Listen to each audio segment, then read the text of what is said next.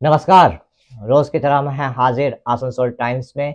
आपके सामने लेकर आए हैं आसनसोल और आसपास के क्षेत्रों की कुछ महत्वपूर्ण खबरों की तरफ बढ़ेंगे, लेकिन उससे पहले अपने सपनों के आशियाने को पाने के लिए चले आइए आसनसोल के आड़ाडंगाल इलाके में रेलवे ऑफिसर्स क्लब के निकट त्रिनेत्र अपार्टमेंट में।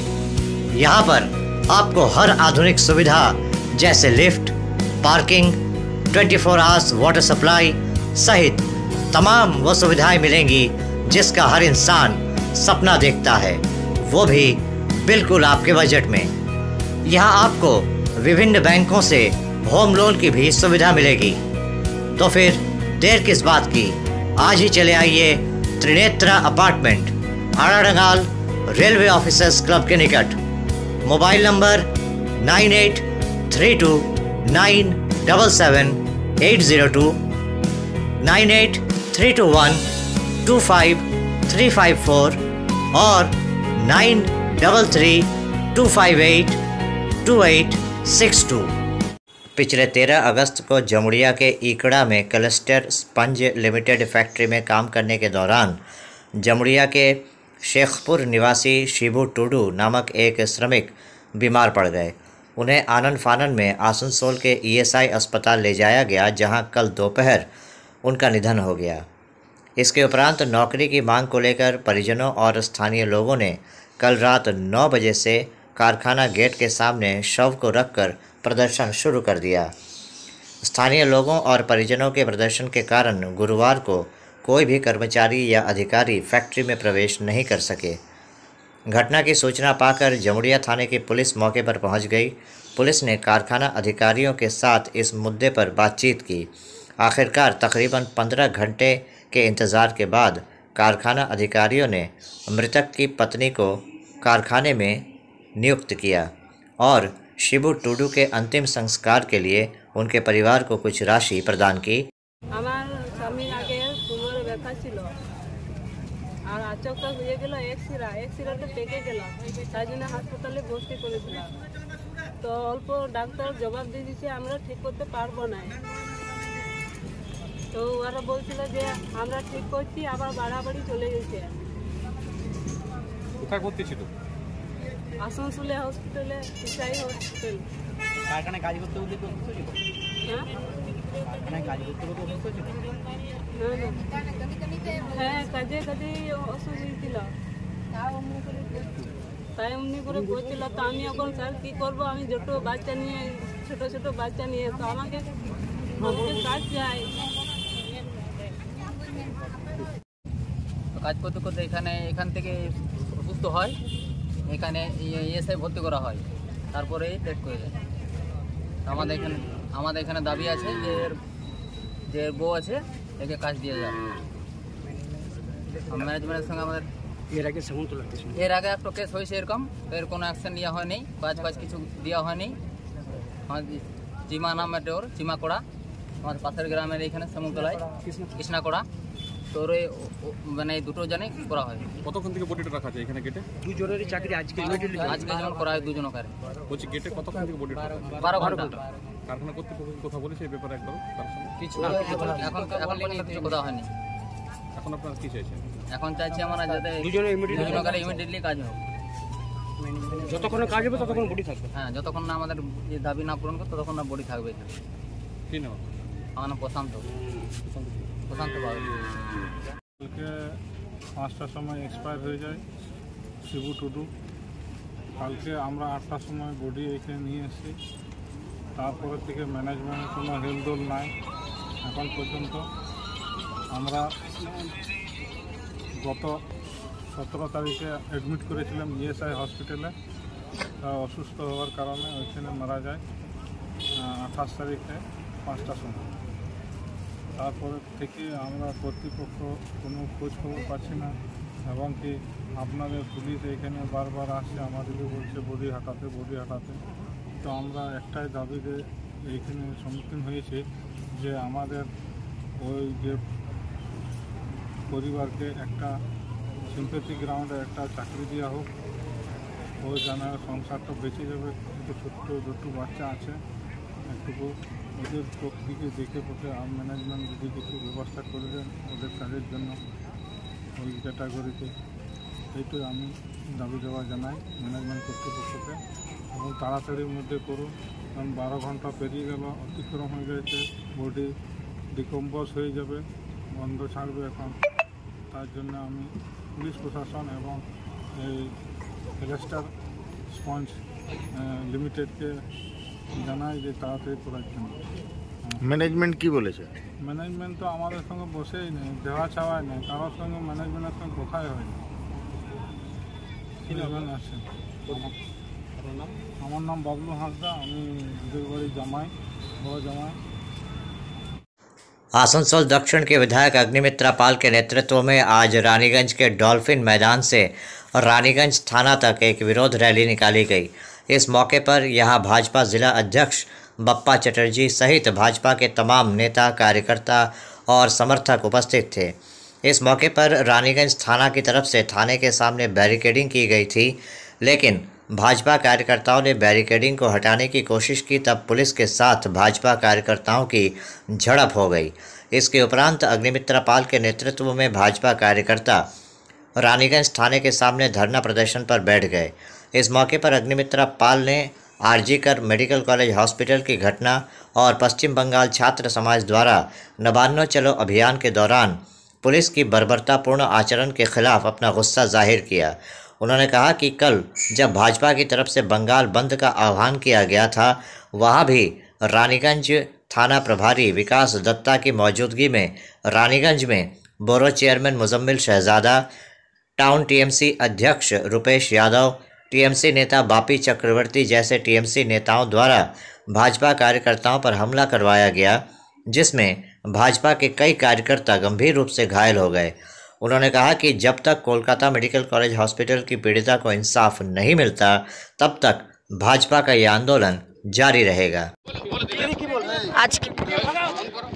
আজকে পুলিশের যে অত্যাচার এবং প্রতিদিন যেভাবে অভয়াদের খুন করা হচ্ছে, তার প্রতিবাদে আসুন, সবাইকে আর্জি জানাচ্ছি আপনারা আমাদের এই বন্ধকে সমর্থন করুন। কিন্তু তারপরেও আমরা দেখতে পেলাম যে আমাদের ভারতীয় জনতা পার্টির কার্যকর্তারা আজকে অভিক, দীপ্তরূপ, অনল, সুজিত, দেবজিৎ, বাদশাহ এবং আরো অনেক ভারতীয় জনতা পার্টির কার্যকর্তাদের আজকে এখানকার বড় চেয়ারম্যান শেখ শাহজাদা এবং এখানকার councillor block president Rupesh Yadav এবং বাপি চক্রবর্তীর নেতৃত্বে, দেবনারায়ণ দাসের নেতৃত্বে টিএমসির গুন্ডারা পুলিশের উপস্থিতিতে তারা আমাদের কার্যকর্তাদের মারধর করে। দেখুন, আমরাও কিন্তু পাল্টা মার দিতে পারি। ভাববেন না যে আমরা শান্তি পছন্দ করি বলে, আমরা আইন শৃঙ্খলা মানি বলে আমাদেরকে আন্ডার এস্টিমেট করবেন না যে আমরা পাল্টা মার দিতে পারি না। এবং আমাদের সবথেকে লজ্জা লাগলো যে রানীগঞ্জ আইসি বিকাশ দত্ত এবং তার পুলিশ সেখানে দাঁড়িয়ে দাঁড়িয়ে পুরো অত্যাচারটা দেখলেন, আক্রমণটা দেখলেন, পুলিশ কিচ্ছুটি করেনি। এবং তার সঙ্গে ছিলেন বল্লভপুরের ফাঁড়ির ইনচার্জ, কি নামটা নতুন এসছেন, সৌমেন বাবু সেখানে উপস্থিত ছিলেন। তাই আজকে আমাদের এই অবরোধ, আমাদের মহিলা কার্যকর্তাদের গতকাল মোলেস্ট করা হয়েছে, শ্লীলতাহানি করা হয়েছে এবং আমাদের যারা কার্যকর্তা তাদেরকে মারধর করা হয়েছে। আমরা তার প্রতিবাদে মোলেস্টেশন কেস এবং অ্যাটেম্পট টু মার্ডার কেস নিতে হবে, আমরা এই দাবি জানিয়ে আজকে পুলিশ স্টেশনের সামনে অবরোধ করেছি। विद्रोही कवि काजी नजरुल इस्लाम की पुण्यतिथि के अवसर पर आज आसनसोल के बीबी कॉलेज में एक कार्यक्रम का आयोजन किया गया। इस मौके पर यहाँ आसनसोल बीबी कॉलेज के प्रिंसिपल डॉक्टर अमिताभ बासु, काजी नजरुल यूनिवर्सिटी में Nazrul centre for social and cultural studies के डॉक्टर गौरव चौधरी के अलावा कॉलेज के तमाम प्रोफेसर, विद्यार्थी उपस्थित थे। डॉक्टर गौरव चौधरी यहाँ पर मुख्य वक्ता के रूप में उपस्थित थे। उन्होंने काजी नजरुल इस्लाम के जीवन और ख़ासकर उनकी कविताओं और उन कविताओं को जिस तरह से सुर दिया गया है उस पर अपने विचार व्यक्त किए। कार्यक्रम के बारे में जानकारी देते हुए डॉक्टर अमिताभ बासु ने कहा कि काजी नजरुल की पुण्यतिथि के अवसर पर आज कॉलेज में बांग्ला विभाग की तरफ से इस कार्यक्रम का आयोजन किया गया, जहां पर काजी नजरुल विश्वविद्यालय के डॉक्टर गौरव चौधरी मुख्य वक्ता के रूप में उपस्थित थे।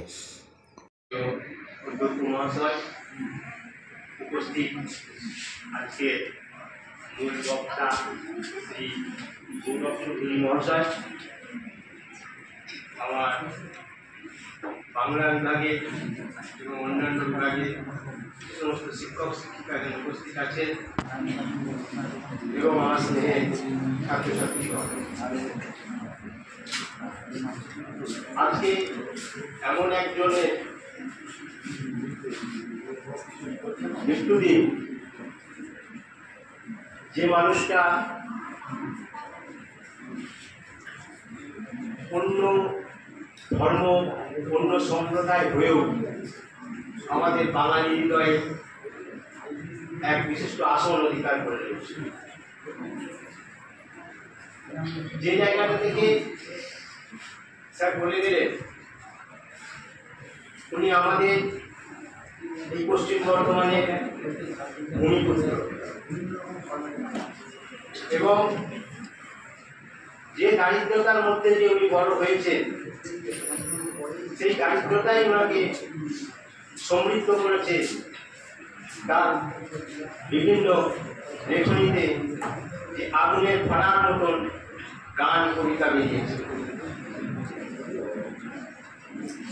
আমরা দেখেছি ব্রিটিশ আন্দোলনে ওনার কি ভূমিকা, সেই গান আজও আমাদের শিহরণ জায়গায় কারণে লোহ পাবার। সেই জায়গা থেকে দাঁড়িয়ে আমি আজকের দিনে প্রত্যেক ছাত্রছাত্রীর কাছে একটাই অনুরোধ করব, ওনার আদর্শে অনুপ্রাণিত হয়ে দেশকে ভালোবাসার মাধ্যমে যে আজকে তো আপনারা জানেন যে 48তম প্রয়াণ দিবস কাজী নজরুল ইসলামের।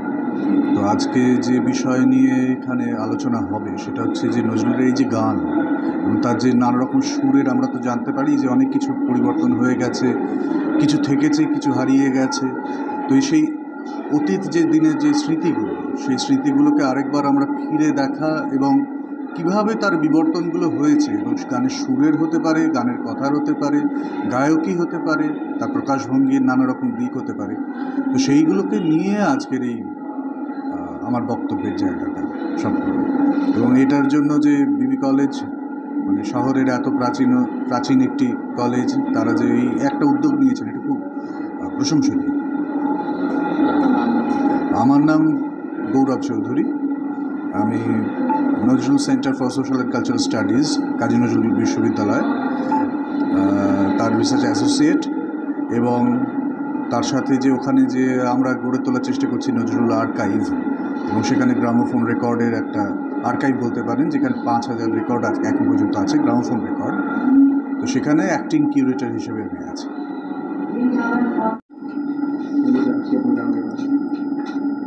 29 আগস্ট আজ আমাদের এখানে কাজী নজরুল ইসলামের মহাপ্রয়াণ দিবসে ওনার প্রতি শ্রদ্ধার্ঘ্য নিবেদনের জন্য আজকে আমাদের বাংলা ডিপার্টমেন্ট থেকে যে প্রোগ্রাম আয়োজন করা হয়েছে। আমরা প্রতি বছর আমাদের মনীষীদের শ্রদ্ধার্ঘ্য নিবেদন করার জন্য বিভিন্ন রকম অনুষ্ঠান করে থাকি। আজকে আমাদের এখানে বক্তা হিসাবে আছেন কাজী নজরুল ইউনিভার্সিটির ডক্টর গৌরব চৌধুরী। উনি এই কাজী নজরুল ইসলামের যে পুরনো গান সেগুলোর বিভিন্ন যে গ্রামোফোন রেকর্ড বিভিন্ন জায়গা থেকে উনি সেগুলোকে নিয়ে সেগুলোকে সংরক্ষণ করা এবং ডিজিটালাইজ করার কাজ করছেন। এবং আজকে আমাদের যে সেমিনার, যে কাজী নজরুল একজন কবি আমরা সবাই জানি, উনি একজন গীতিকার, একজন সঙ্গীতজ্ঞ, ওনার বিভিন্ন দিক আছে। আজকে আমাদের যে সেমিনারটা আয়োজন করা হয়েছে ওনার কাজী নজরুল ইসলামের ওনার গীতিকার এবং ওনার স্বরলিপি, গান এবং স্বরলিপি নিয়ে আজকে আলোচনা।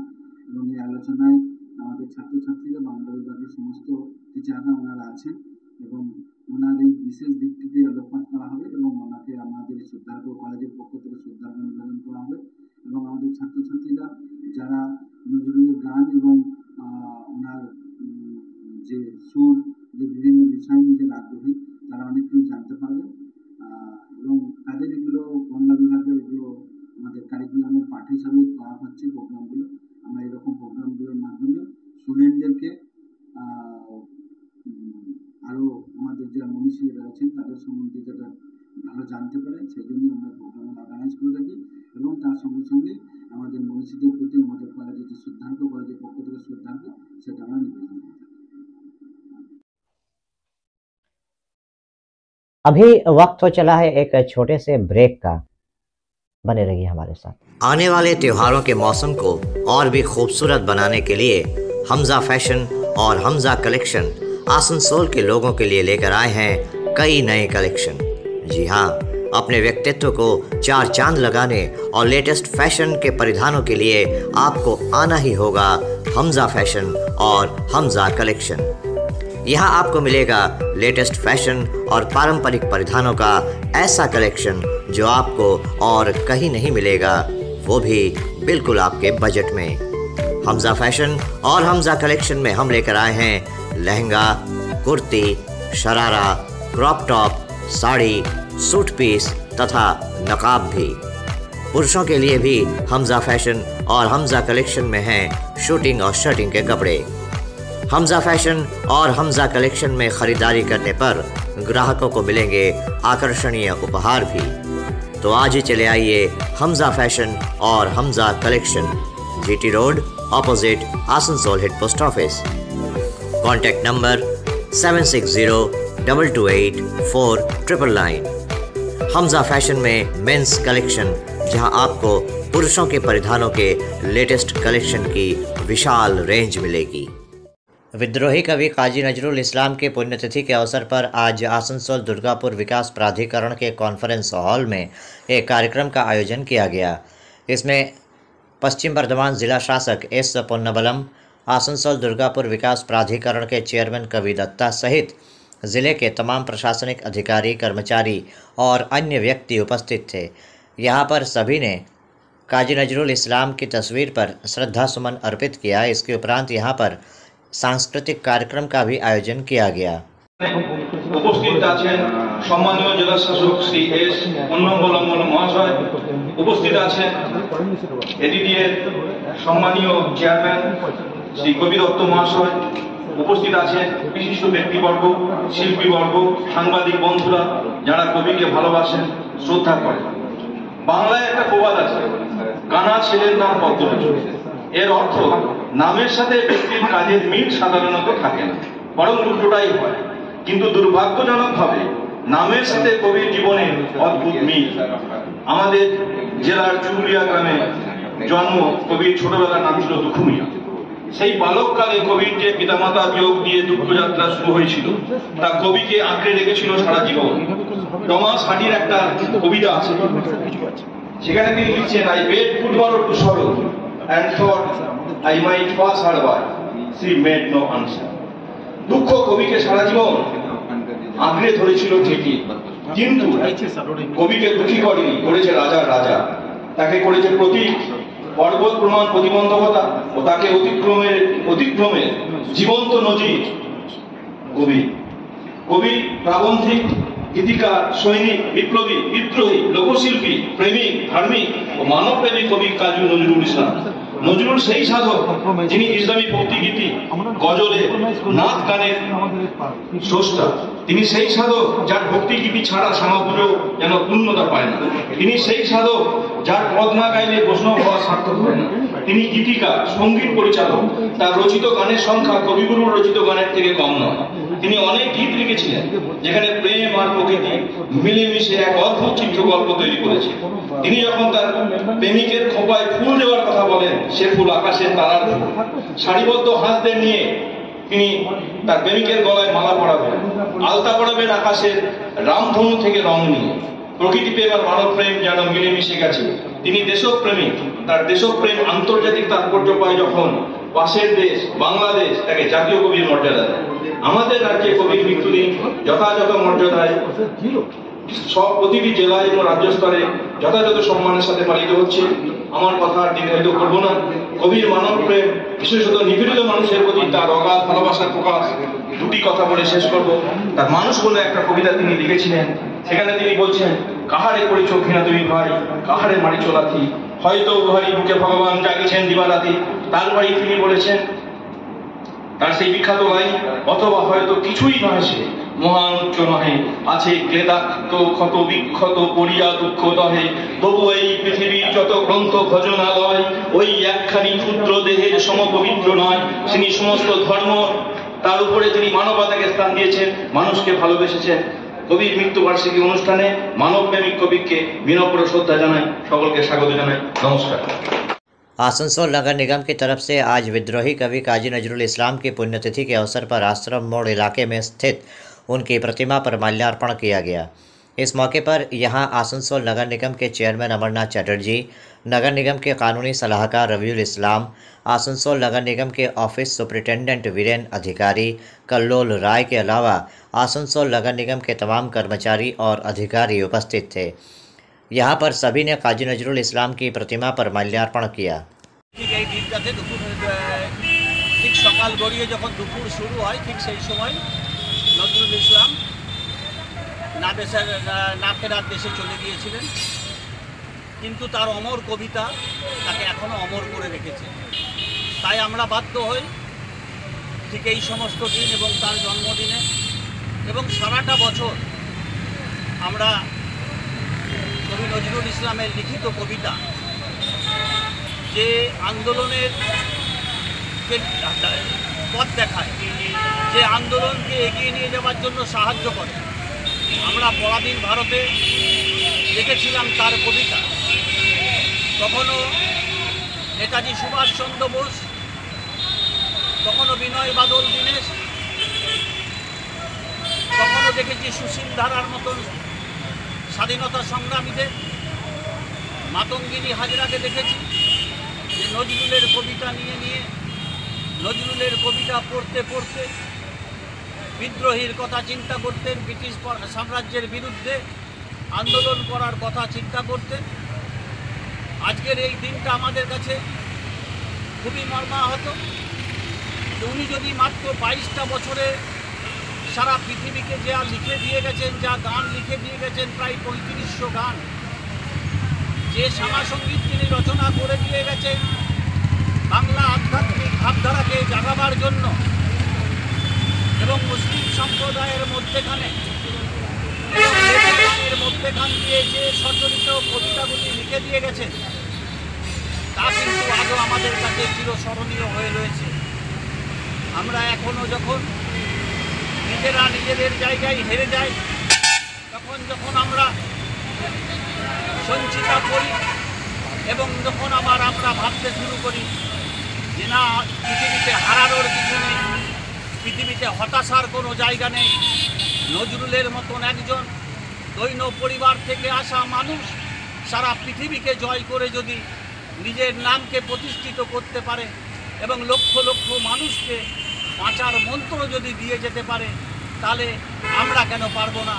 তাই বারবার আমরা পৌর নিগমের মধ্যেখান দিয়ে আসানসোলবাসীর উদ্দেশ্যে নজরুল ইসলামের জন্মদিন মৃত্যুদিন পালন করার সঙ্গে সঙ্গে রবীন্দ্র ভবনে আমরা বিভিন্ন অনুষ্ঠানের মধ্যেখান দিয়ে, বিভিন্ন জায়গায় বিভিন্ন বক্তব্যের মধ্যেখান দিয়ে, এবং যে কথাটা রবিউল বলছিল যে মাননীয় মুখ্যমন্ত্রী যে কথাটা বলেছেন যে আমার নজরুলের বাংলা, আমার রবীন্দ্রনাথের বাংলা, সত্যি নজরুল ইসলাম যদি না থাকতেন তাহলে আমরা বাংলাকে এত ভালোভাবে, আমরা এত বর্ণিতভাবে আমরা প্রকাশ করতে পারতাম না।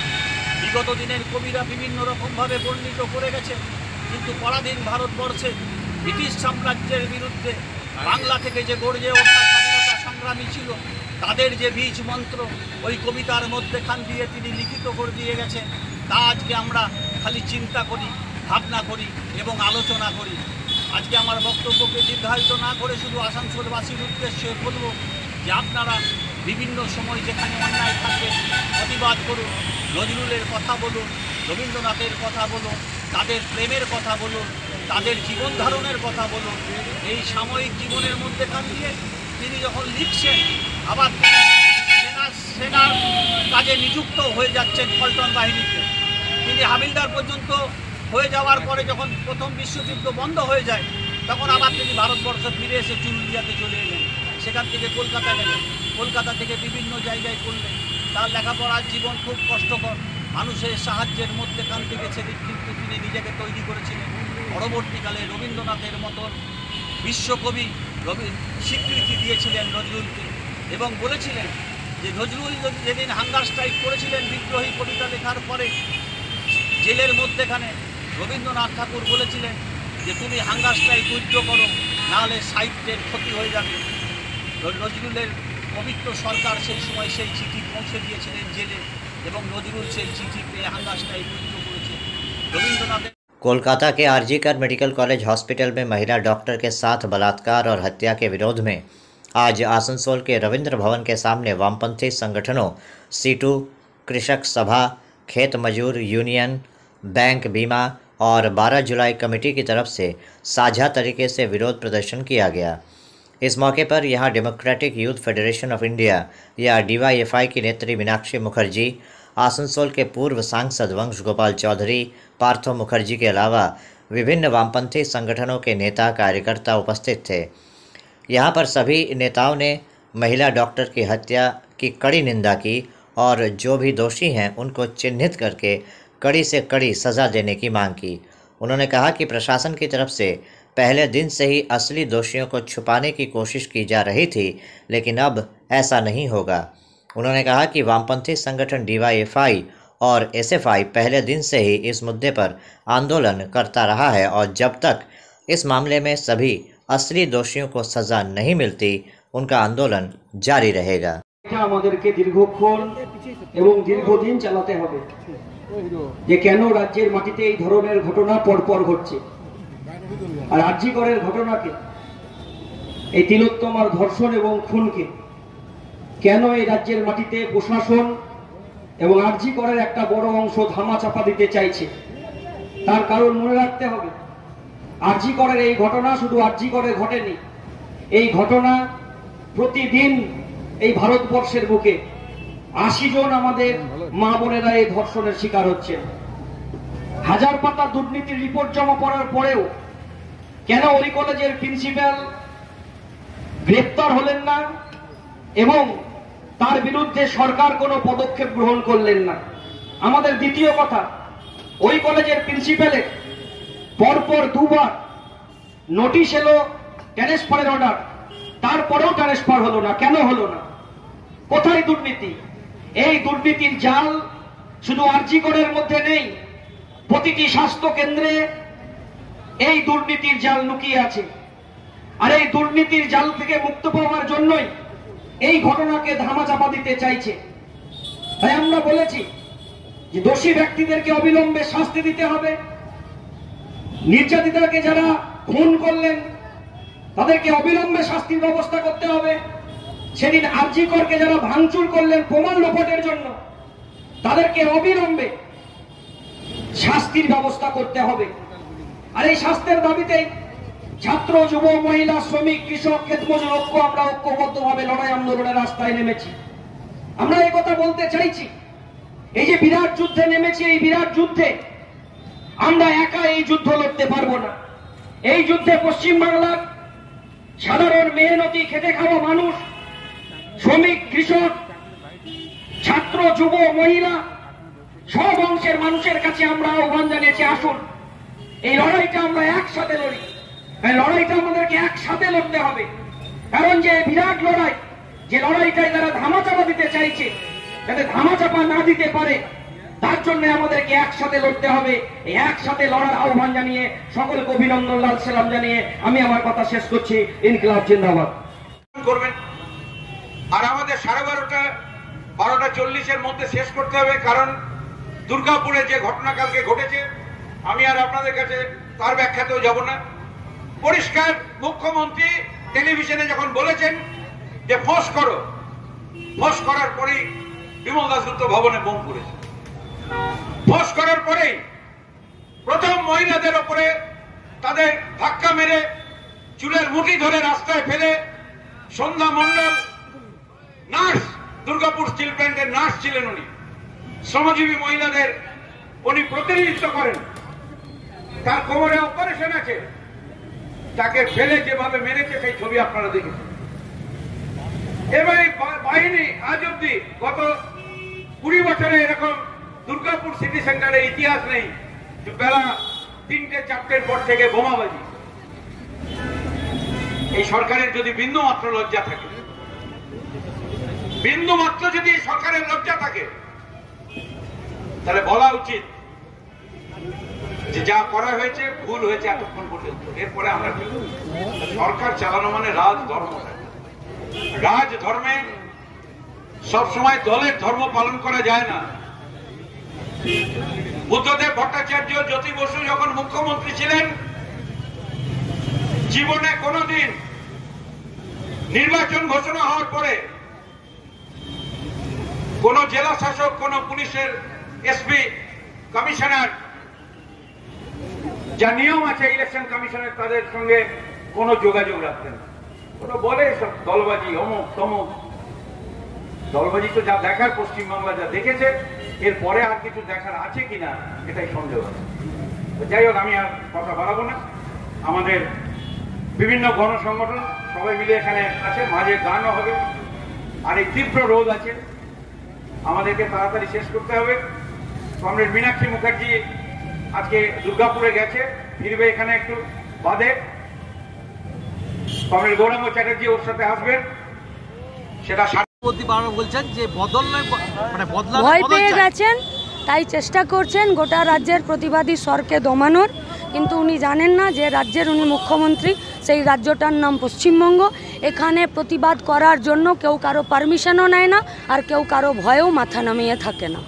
অভিষেক কালকেও বলেছেন যে যে ঘটনা ঘটেছে তাতে রাজ্য পুলিশই একজন সিভিককে ধরেছে, এখনো পর্যন্ত সিবিআই কাউকে কিছু করতে পারলো না। আপনি কি ডাক্তার নাকি অভিষেক ব্যানার্জি? ডাক্তার?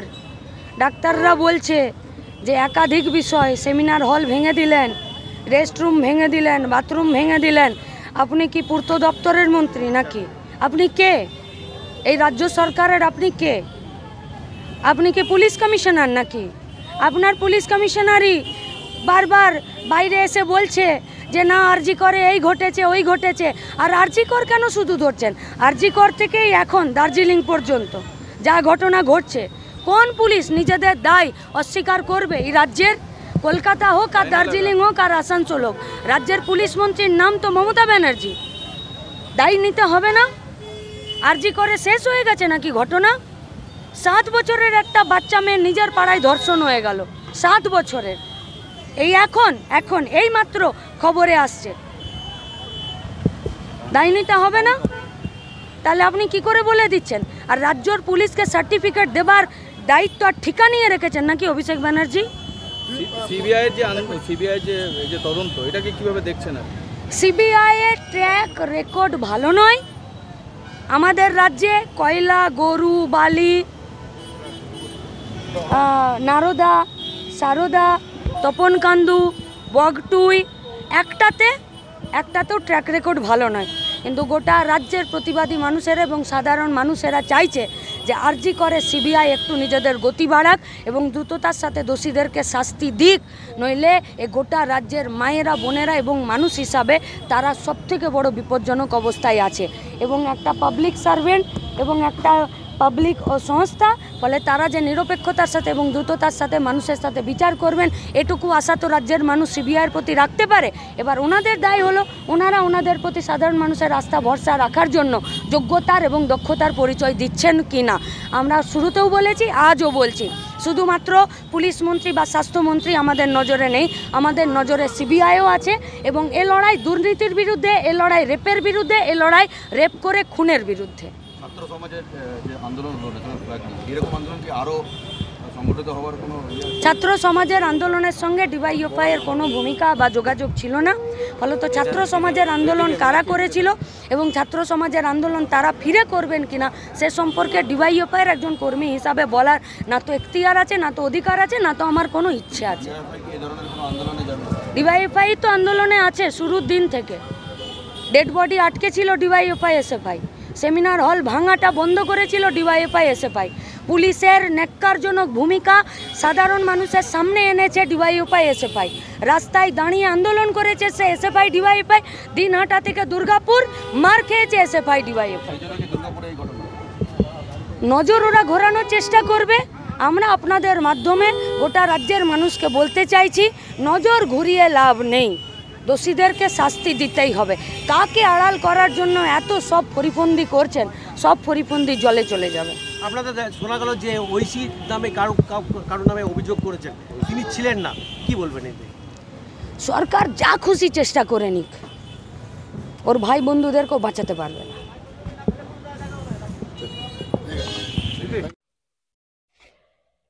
तो अभी आप देख रहे थे आसनसोल और आसपास के इलाके की कुछ महत्वपूर्ण खबरें।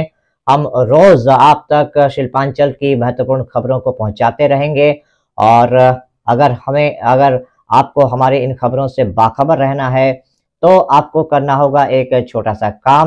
आपको हमारे चैनल आसनसोल टाइम्स को सब्सक्राइब करना होगा और पास में दिए गए बेल आइकन को प्रेस करना होगा ताकि जब भी हम कुछ नया नई खबर या कुछ नया पोस्ट डालें तो इसकी खबर आप तक पहुंचे और आप इन गतिविधियों से बाखबर रह सकें।